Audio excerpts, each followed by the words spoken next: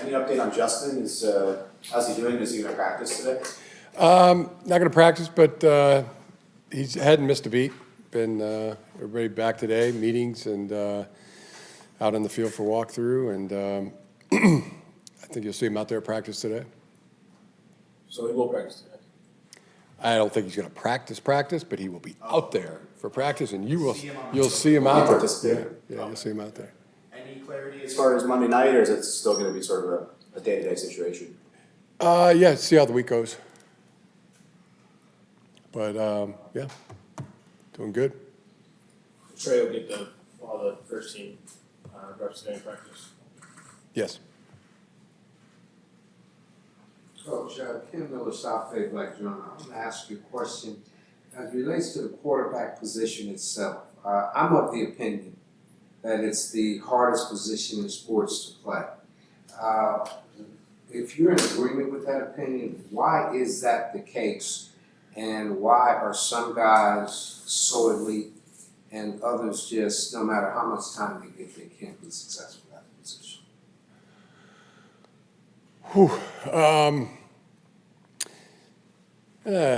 I don't disagree with what you're saying, and there's a lot of hard things in sports. My dad always said the hardest thing in sports was hitting a baseball. I definitely think playing quarterback is it's right up there. I mean, you're touching the ball every play. A lot of responsibilities. You're the leader of execution, both run and pass, and you also have the added responsibility to make sure your team wins. So there's a lot that goes into it. Jim, this time of year, you have so many games down the stretch against good teams or teams fighting for the playoffs. Do you have to re-emphasize the competitors' welcome mantra, or is that just ingrained part of getting through this time of year? Enjoy the competitive season. The most competitive. I call it the competitive season. There's the holiday season. This is the competitive season. With Brad Bozeman And competitors are welcome. And playmakers. With Brad Bozeman, mentioned when we talked on Monday that you thought it was one of his best games. Felt like he was pretty clean, pretty impactful in the run game. Yeah. What do you think went into that for him in that game? Do you think he benefited from getting some time off during the bye week to get a little bit healthier?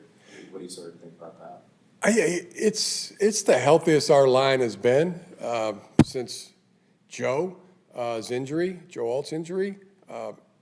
It's 10 guys who've started that are on the roster. I think I count 10, and we knew that would bode well as make us stronger, more guys battle tested,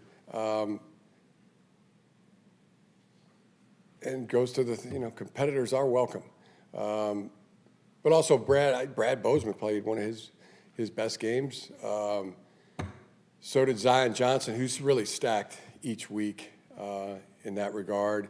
Mekhi Becton, one of his very best. Trey Pipkins, played extremely well, key blocks, and so did Jamari Sawyer. And these are NFL players. These are. Even to refer to, I can't even bring myself to refer to. Maybe they started the season in a backup role, but try telling that to an NFL player. That these are high elite football players that have gotten their opportunity and are playing as healthy and together and good. So, like I said, a lot of guys battle tested. That bodes well for us down the stretch here. But with Brad specifically, do you feel like health was a little bit of a factor there? Yeah, I think that benefited. That was a benefit for Brad and many of the guys on the team. And just with Jamari at left tackle, I don't mean this in any sort of like accusatory way. I'm just sort of curious about your thought process. He's proven at various times in his career that he can be functional left tackle. Why did you guys wait until after the bye week 13 to give him a shot to start there? Well, in the middle, there was a time where he was working through something. There was a time where he was, really, he was the sixth offensive lineman, using in the interior, and that's when Joe was healthy at left tackle. But since then, and increased health, that has been the move. Move him exclusively over there to the left side and at tackle. Probably having him when it was very difficult, I think, and difficult on him when he was right guard, left tackle. Doing both of those positions, and so take responsibility for that, and could have done that better. Had I known that Joe was, wasn't going to be there, so. Is he going to be there the rest of the year? That's been the move, yeah. And just with him, obviously he's played a decent amount of guard for you for previous regimes. Mm-hmm. Feels like his best football has always come at left tackle. What about him in that spot do you think leads to more consistent play, or is it sometimes with a player where they just have a knack for a certain position, even if athletic traits wise or measurement wise measurables, they might not be like your prototypical player in that position?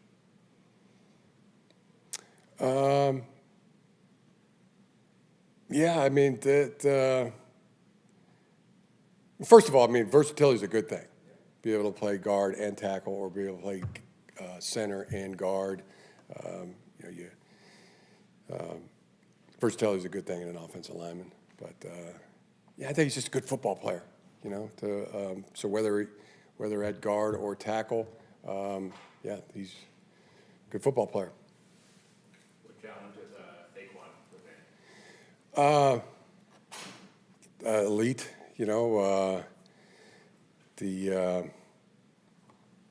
always you just see it, right? And I think the guys that play running back at the highest level, I think they crawled out of the crib, being able to being really good at that and having the instincts. Not have played, I didn't play running back, but admire the position and the athletic ability, the instincts, the vision, the balance. Some of the best athletes in the world, and that's Saquon. Jim, I know nothing's set for Monday, but if Trey were to have to go, what do you like about his game and what he brings to the offense? A lot. I said that just that presence that he has when he's out there, calm, cool, collected.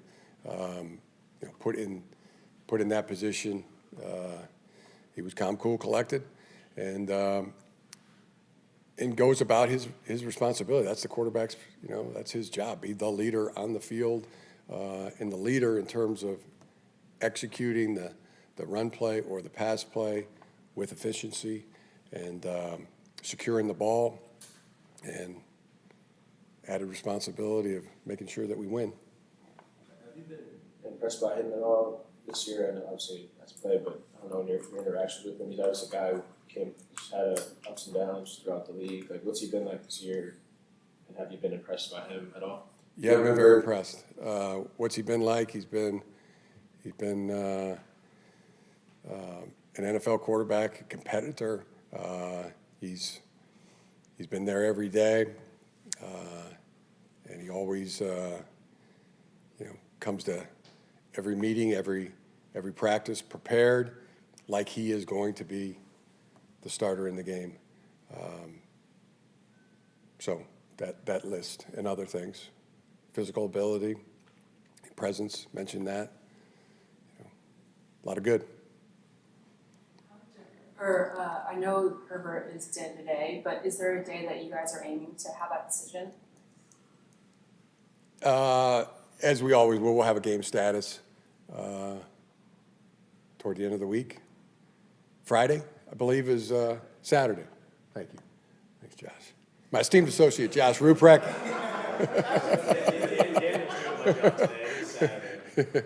The game status comes out on Saturday. And I'm wondering how different has this week been for Trey, like knowing that he might have to be going out with the ones?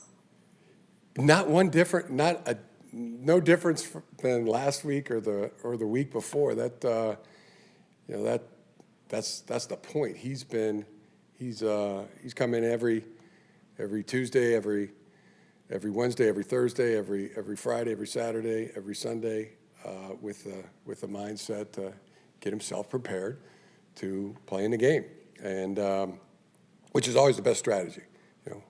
Better to be prepared and not have your opportunity come than have your opportunity come and not be prepared. When we talked to Justin after the game Sunday, he seemed not worried at all about playing. Has anything for you changed to make you worry about him not playing since then? Oh, just same as see how the week goes, and so far so good. He's been here today, hasn't missed a beat. Him being able to protect himself, or just only being able to play in a shotgun position that maybe you guys wouldn't be comfortable with if you had to go through that the whole game? Kind of what are the factors there? I think you saw those factors, this past Sunday, and credit to him. I mean, came in and didn't miss a beat. If he is limited in practice, how will you guys sort of approach the game plan of figuring out if he can play under center, how much he can play under center, and then also, implementing some of the pistol stuff that you guys did on Sunday? How will you approach that if you maybe can't get a lot of reps in practice? Yeah, I think we prepare for everything, and yeah, prepare for everything. Prepare for all scenarios. So schematically, you're preparing your game plan as if Herbert is going to be under center, and if he's not under center, what adjustments do you have to make, and how much time do you have to make those adjustments? Could you repeat that? I got confused there. So if Herbert's going to play, are you preparing this week that he's going to be the starting quarterback? Yeah, we're preparing. We're optimistic that's going to be the case. So the game plan this week you're practicing as if he's going to be playing, and if that doesn't happen, is there any adjustments you have to make? Or we're going to put and Trey Lance will be preparing the same exact game plan for both quarterbacks. What's your approach when you face a team like the Eagles that hasn't necessarily played its best football, at least of late, offensively? Do you try to mimic what other teams have done to them, or do you kind of prepare for what they could be, and potentially explosive the way they have been? They're 9-3. They're the division leaders. They're the reigning world champions. It is nothing but respect, and we are grinding through the tape to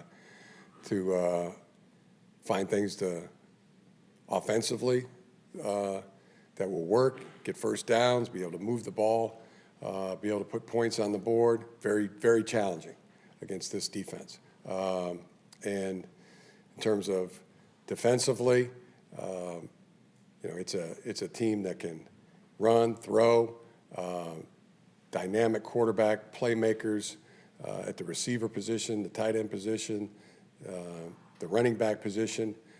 It is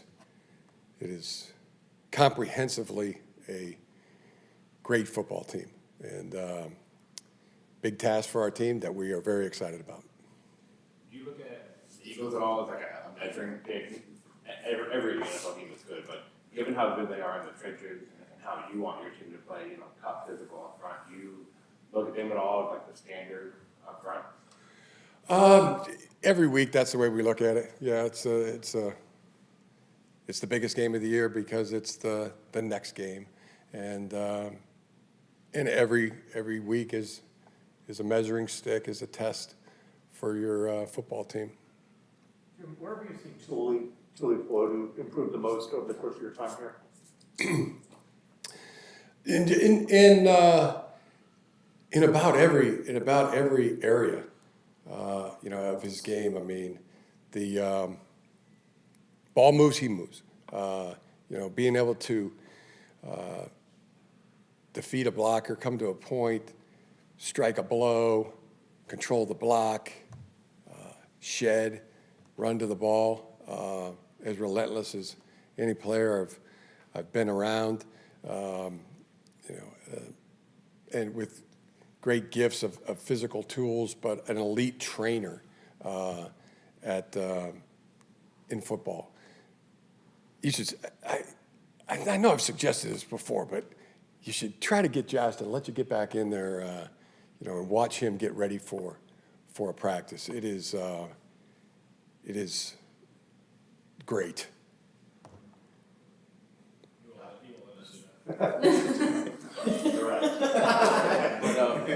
Ben Herbert might. Ben Herbert might. Tuli might do one of those, like one of those. Yeah, they got. I see them do that with players. What do they call it? What do they call it when they do follow a guy around and a day in the life, A day in life with Tuli. That would be. I'm down for a Ben Herbert workout. Yeah. You don't know how, you gotta talk to John this time. Okay, you said it. We're gonna. I'm Okay. in place. That's all I need. All right. Jim, is Omarion gonna be in yellow this week? I don't know. To be honest with you, if he's going to be in yellow today, Is that Can I- doctor's decision or is he? yeah, I just don't know the answer to that. But we'll find out soon enough. We'll be out there in the field in 45 minutes. That question can be answered. I think it's 9 starters on the O-line. 9. I think 10 starters overall. One of them's Joe. Okay. You counting Foster, Sorrell, Zion. Bobby Hart? Becton. Trey, Bobby Hart. Deculus. Penning. Jamari. Foster. That's 9. You're right, because Andre hasn't started a game yet. I stand corrected. Can you speak to the progression that you've seen from Kamani so far, and if his role will have to continue to be more of a presence? Who? Kamani. Oh, Kamani? Can I speak to what? Like the progression that you've seen from him leading up to now. Yeah, I would answer that question by the proof is in the pudding. I mean, just the way he's played. It's been great. He's played like a number one back, and shoulder square in the hole. I mean, which really leads to an efficient run. The yards after contact. I mean, the 11-yard swing route that he caught in the ball game. I mean, that was one of the best. Warmed the cockles of the heart to watch him take on those two defenders. Deliver the blow, be the aggressor, bounce off of that. Now he's on the sideline, staying inbounds, going shoulder square, to the goal line, and then get hit, on one leg, put that leg in the ground, get the other step in the ground, and drive for the first down. But he's been great. Kyle McDonald deserves a ton of credit, who has coached that position for us this year. Phenomenal coach. And Kamani, his patience, his ability, to find the crease, attack the line of scrimmage, find the crease, get through it, and protect. The pass protection has been great too. He's just doing everything that you would want. How would you describe your confidence that Omarion plays on Monday? My confidence that Martin will play on Friday, ramping up, and in consultation with the doctors, we will. That question will be answered as the week unfolds, and we'll have a game status for you on Saturday. But yeah, he's. What can I tell you? He's on track, looking good, looking really good. And you'll be able to get a look at that today. You know, he'll be out there. The only question now is whether he'll be in